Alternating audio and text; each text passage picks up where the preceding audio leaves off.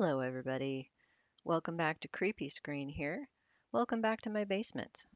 As promised, I'm going to be recording some additional material for Lecture 3 in lieu of having class on Thursday, and we will go back over this recording to hit the high points before continuing on to visit the example using SAS and Stata next week. So here is where I'm starting. I am on slide 9 of Lecture 3. So welcome to the GLM. The GLM stands for General Linear Model. Each of those words means something.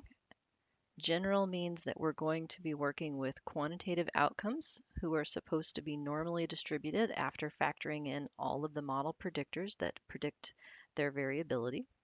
Linear means the model has a familiar form of constant times variable plus constant times variable. And model means that the variables in question have been designated as either predictors or outcomes.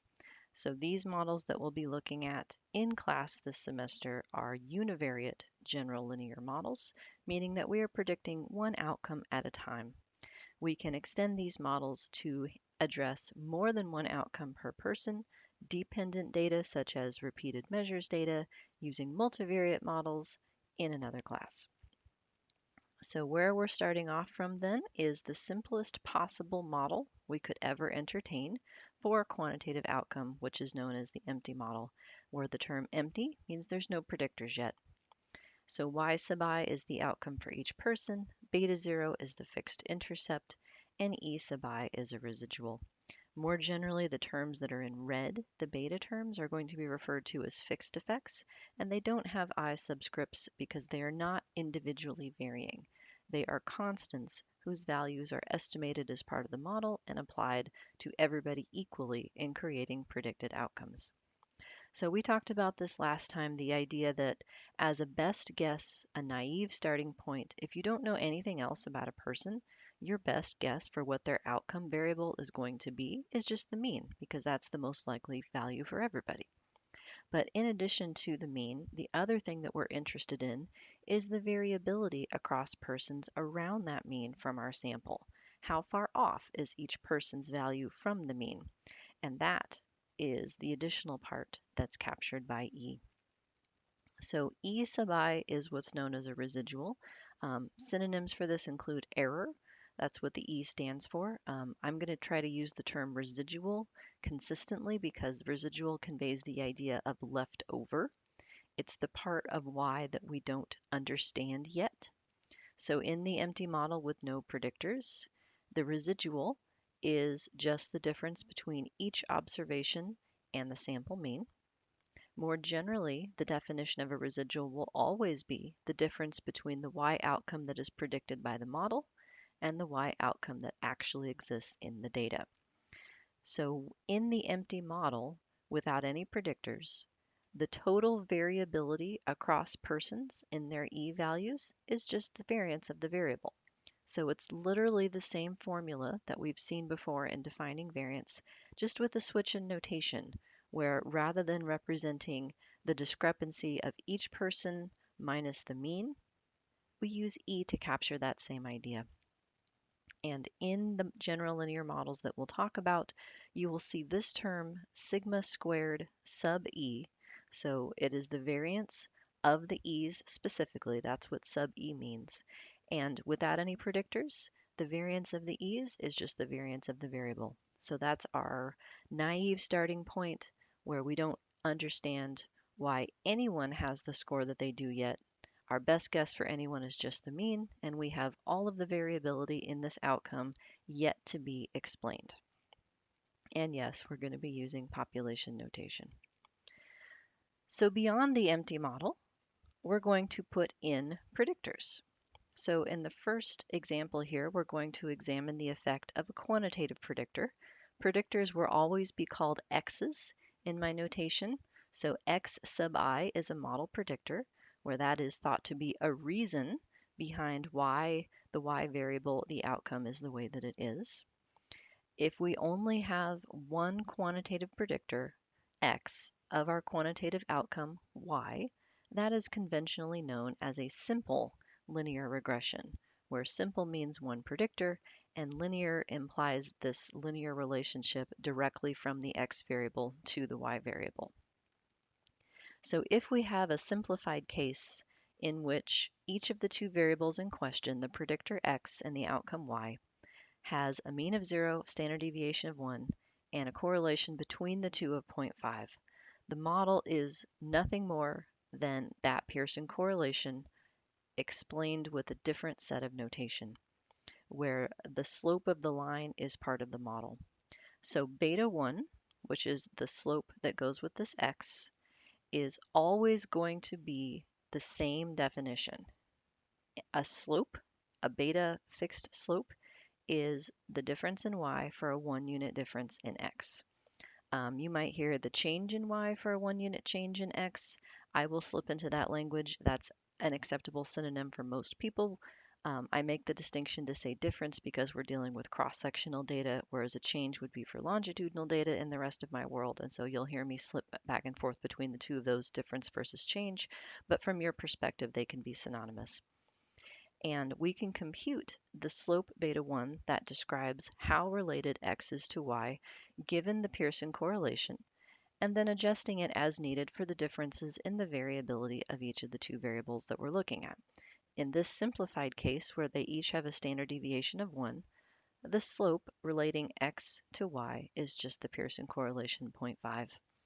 Likewise, the intercept is always going to have the same definition. It is the expected y outcome when all the predictors are 0, and we can compute that as the mean of y minus the slope for x times the mean of x, which works out to just be 0 in this case because each of these variables has a mean of 0 already. So we went through this in class. The idea behind this slide is just to demonstrate that no matter what scale x and y each have, the model will rearrange the parameters to account for any differences in scale. So if, for instance, x has more variability, then that will translate into a smaller slope because a 1 unit change in x is not a very big change relative to what a 1 unit change in y would be. And the opposite is true. If y has more variability and x has less variability, then the slope would become bigger to compensate. And in each case, the intercept readjusts itself to account for any mean difference between x and y. So the intercept, beta 0, is always going to be the expected outcome when the predictors are 0. The slopes are always going to be the difference in y for a 1 unit change in the x predictor. So those are definitions that you need to commit to memory as quickly as you can, because having those at the top of your consciousness will make it a lot easier to follow as the models get more complicated. So this is where we left off. I'm not going to tell you what this map is of. I want you to have something to look forward to in class next week. But this is Terminal B of a very populous airport, and I'm using it to make a point. In order to figure out where you want to go, if you're staring at a map, for instance, you need to grab lunch before you meet your connecting flight, then you have to know where you are. So the most important element of any map is the "you are here" sign, the star that lets you know what your reference point is and where you need to go to get to where, how to get there, I should say, to get to where you need to go. The same is true in the concept of data. So for instance, if we have a correlation between education and income, if we use the original variable values, so we're not standardizing into the correlation metric, we can express that correlation as this slope. It's what's known as a regression line or a regression slope. And the equation that gives you this line is going to be beta 0, the fixed intercept, plus beta 1, the fixed slope for x, and x in this case is education in years, and y is income in thousands of dollars. And this is the example that we will work through in SAS and Stata, so you'll see where these numbers came from. But the solution is that beta 0 works out to be -7, and beta 1 works out to be 1.8. So what does this -7 mean? Well, it's supposed to be income in thousands of dollars, except that you can't actually have a negative income. Instead, the reason that this income is negative is because we're extending the regression line far past the range of observed values for our X predictor, which is years of education. So more specifically, beta 0, the -7, refers to the expected income for somebody who has 0 years of schooling. That person doesn't exist in our sample and likely doesn't exist in a population where we're examining adults who would be able to respond to a survey.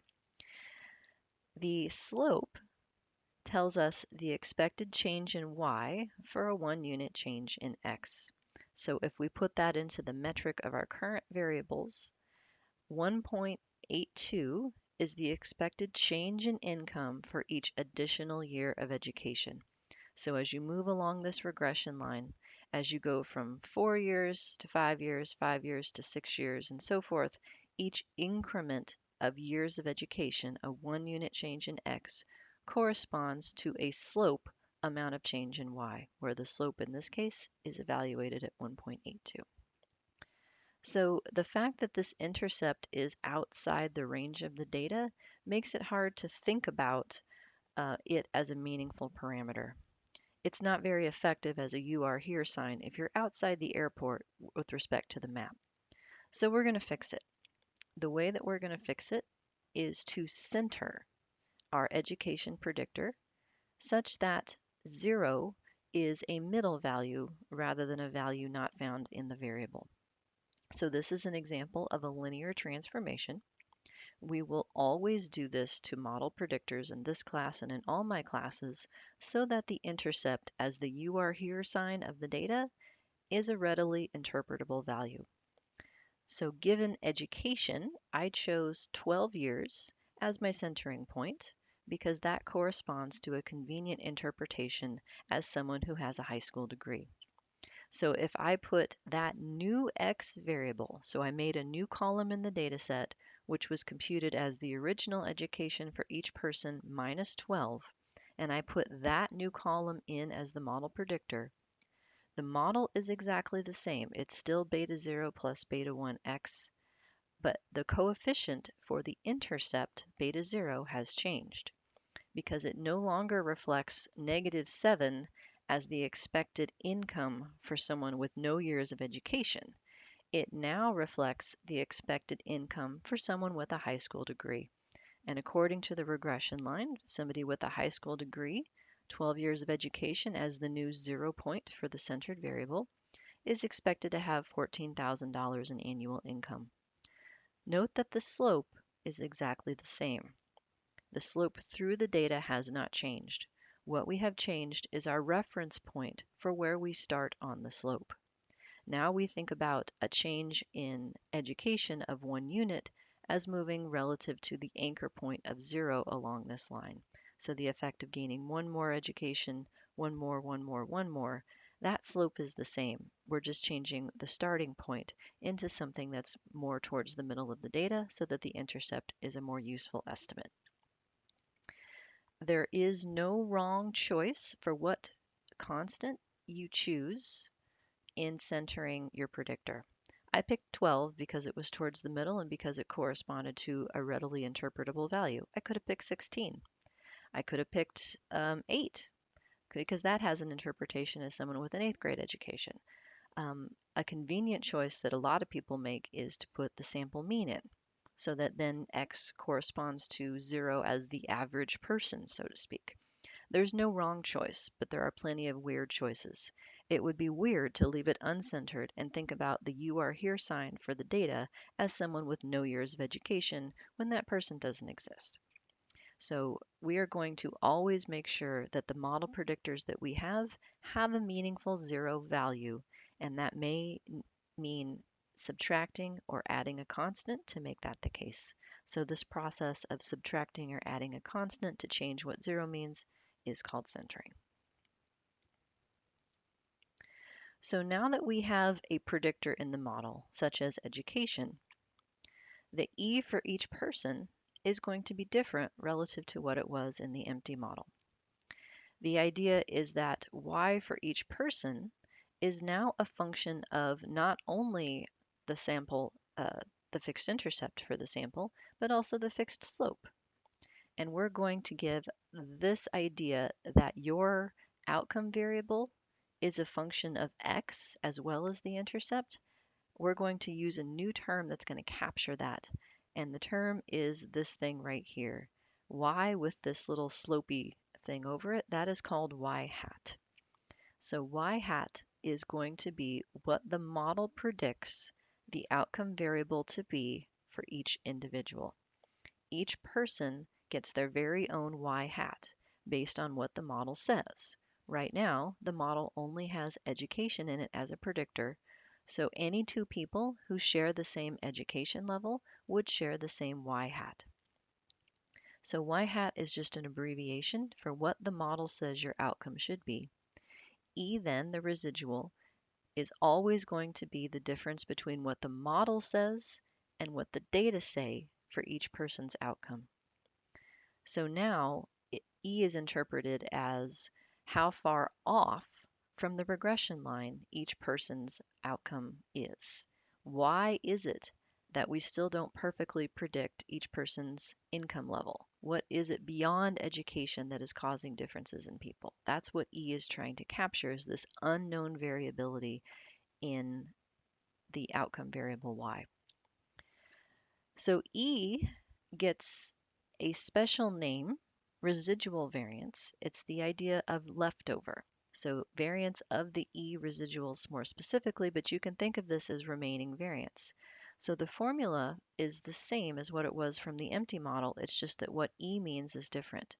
So rather than deviating each person's outcome from the sample mean as our best guess, just from beta 0, we're deviating each person's outcome from the predicted outcome. That is a function of both beta 0 and beta 1, taking into account this model predictor. And so if x matters, if x is related to y to some extent beyond 0, then the variability of these e's should be less. There should be less unknown information than what we had to start with, because part of it is known, part of it is explained, part of it is due to education. And we would get a t-value that corresponds to the slope in the same way that we would get a t-value that corresponds to a correlation. It's the same exact thing. So let me show you more graphically how this process works. So here's the same scatter plot where the x-axis is centered education, where 0 means 12 years, and the y-axis is annual income in thousands of dollars. And we're going to look at what the model says about a particular individual, this guy right here, who has 8 years of centered education, so 8 on the x-axis, which corresponds to 20 years, because education 0 is actually 12 years, and they have a y value of about $60,000. So we're going to see what the model says should happen to this person in terms of their predicted outcome. Well, the empty model doesn't have any predictors. That's where we started with. It's just the fixed intercept as the only thing that's creating a predicted value for y. So that's the same as just saying we're using this straight line here at the mean for y. So for this person, I'm putting focus here to convey that we're talking about this person specifically here. The best guess, naively, without any predictors, for what their income is going to be is 17.3. Now, this person happens to be a lot higher. The difference between what is predicted by this purple line conveying the empty model and where they actually are is their residual of 41.5. So I'm rounding these things to make the math easier to follow, but you can trust me that the numbers work out. So they are $41,000 higher than what the empty model says they should be. And if we did that same process, how far off is this person? How far off is this person? How far off is this person? Collected all of those E residuals for how far off each person's actual income is from the one that's predicted by just this intercept, The sum collection of those e's has a variability of 190. So that's all of the variability that there is to be had in our outcome variable, which is income. Maybe not the best example, but we're predicting money. How's that? The outcome variable is money. So 190.2 is all of the differences between people and how much money they make. So what happens after we put in education? Well, rather than putting in X as sort of a generic placeholder, I'm going to put in the actual variable, and I'm going to show how it was centered so that I know how to interpret the intercept. So I fed these data into SAS and Stata. That's where these numbers all came from. And the intercept is now 14 because that is the expected outcome when the predictors are 0. That is the expected money made when education is 14. From there, for every additional year of education, unit of X, Y, money goes up by 1.8. So for this person, we can start with our you are here sign, the intercept of 14 on this regression line, and travel along the line until we get to where they should be. So where the model says this person should be is right here on the line, predicted for anyone who has 20 years of education. 12 plus 8 equals 20. That's an income of $28,000 roughly. Well, this person is still making more money than is predicted, and so their residual is 30. Now note that their residual is smaller than it was before. We've done a better job predicting their salary after factoring in education than just giving everybody the same naive guess from the empty model. So to the extent that this regression line is not flat, to the extent that there is an association between the X predictor and the Y outcome, to the extent that education does predict money, then the E residuals for everybody should be smaller. And sure enough, if we take the variance of the E residuals across people, so what is left after being predicted by income, it goes down to 162. So we have reduced the amount of variability in our Y outcome by including education as a predictor. So we can think of it as carving up the total variability into two pieces. A part that is explained, so we know, for instance, this much of the original deviation for this person relative to the mean, this much is because of education. But there's a lot we don't know about why this person is making so much more money than people who have the same education level. Oh, come back. So you can think of the unexplained part then as what else is it about this person that's getting them a high salary? It's not just education, it's other stuff. So unexplained variability is 162. There's other stuff that's creating individual differences in education, other predictors that would be needed to be able to more reliably predict what the salary would be for any individual. So what we're going to get with respect to these slopes is an ability to make an inference about how our sample would relate to a population. So it's not just about what is the slope in our set of people, but can we talk about that slope sort of more generally? And to do that, we need to get not just the estimate for what the slope is, but the standard error. So the standard error for a slope is very similar in concept to the standard error that we had for a mean. So the standard error for the mean used to be how far off any one sample's mean is expected to be from the population mean.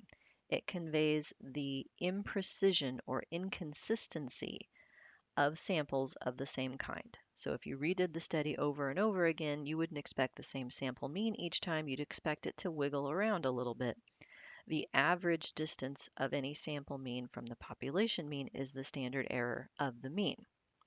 Well, now we're talking about the standard error of the slope, and it's exactly the same premise.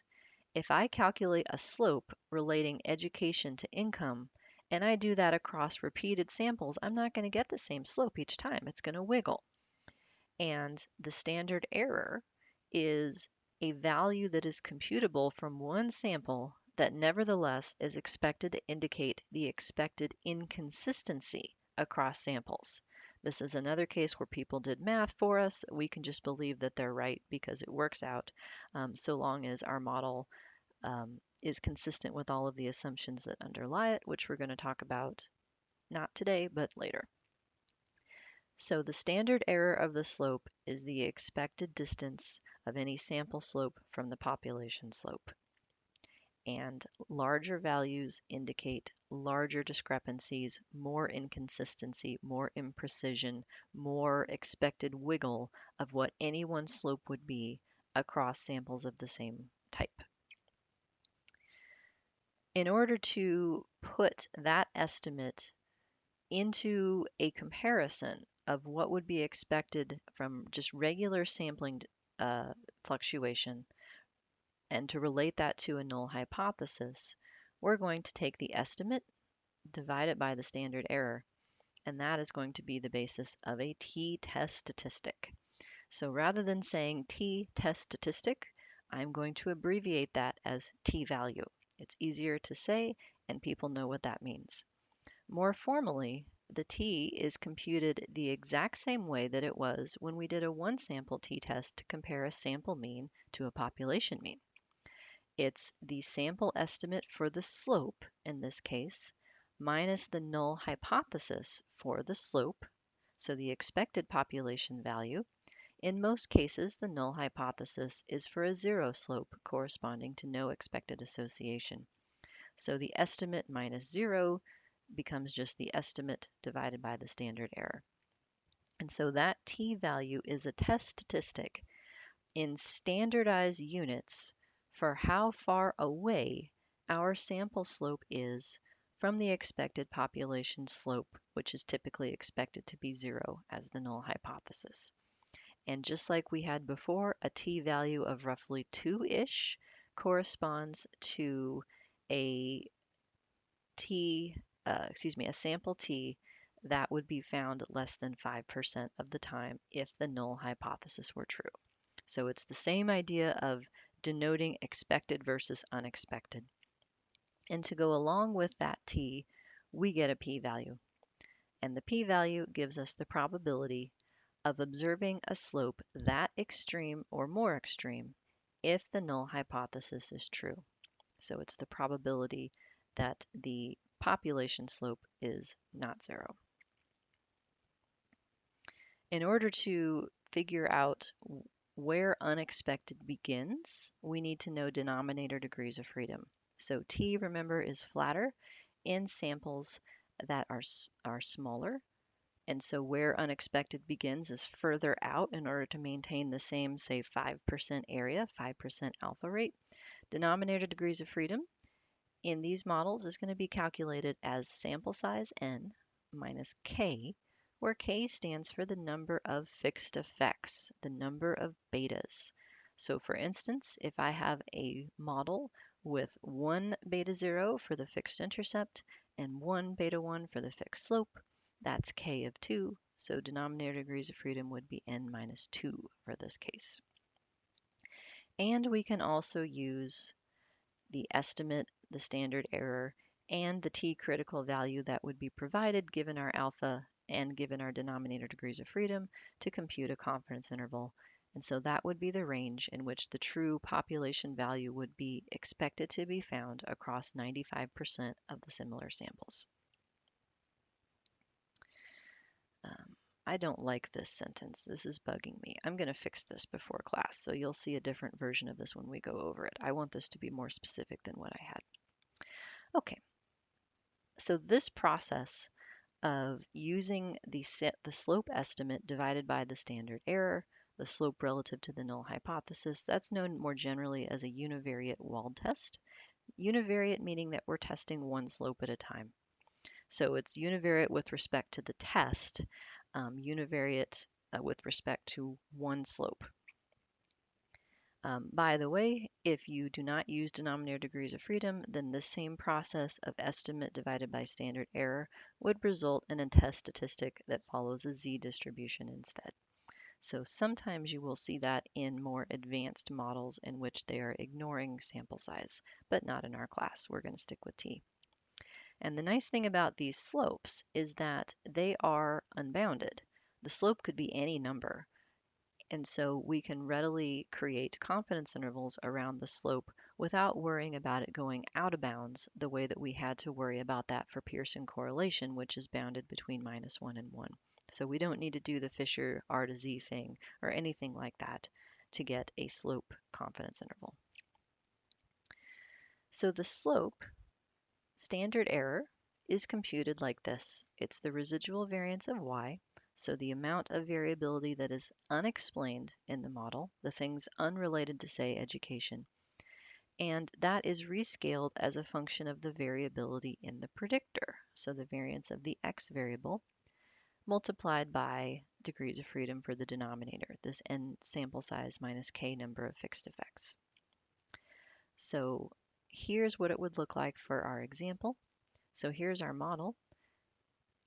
Money made, our outcome variable for each person, is a function of a fixed intercept and a fixed slope for education. And if we fit this model to the example data from the general social survey that we've been playing with for examples 1 and 2, we end up with a residual variance of 162. So our sample size was 734, and the education predictor has a mean of 1.81. So remember, this is the centered predictor, so that corresponds to a mean of 13.81, and it has a variance of 8.46. So I can plug all of those numbers into the formula here, and I get a standard error of 0.16. So given my slope estimate, my null hypothesis of 0, and the standard error for the slope that's given by this formula, I end up with a t-test statistic of 11, which means that if the null hypothesis of 0 slope were true, my obtained slope is 11 standard errors away. So yeah, way more than 2. So it is very unexpected to find a slope this extreme of 11 standard errors away from the null hypothesis of 0 if the null hypothesis were true, if the slope were actually coming from that distribution. The p-value that corresponds to this t-value, this t-test statistic, is less than 0.0001. So less than 0.01% of the time, we would find a slope this extreme if the null hypothesis were true. And here's the confidence interval that we can compute using a t-critical value of 1.96, which is what it becomes for a sample this large, and the standard error.